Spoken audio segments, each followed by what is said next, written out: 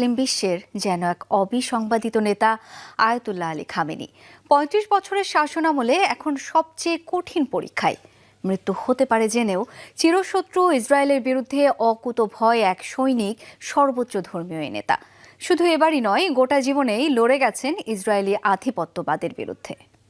Insect repellent master batch যুক্ত RFL wardrobe, কাপড় যত্নে রাখার নাম্বার 1 সলিউশন।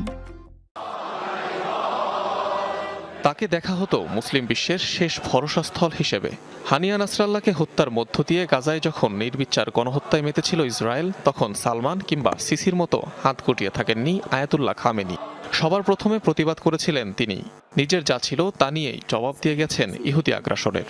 হুতি, হিজবুল্লাহ, হামাস নেতৃত্বশূন্য হলেও সবসময় দাঁড়িয়েছেন নির্যাতিত ফিলিস্তিনিদের পাশে। লড়াইটা নতুন নয়। ১৯৭৯ সালে ইসলামী বিপ্লবে রুহুল্লাহ খোমেনির ঘনিষ্ঠ সহযোদ্ধা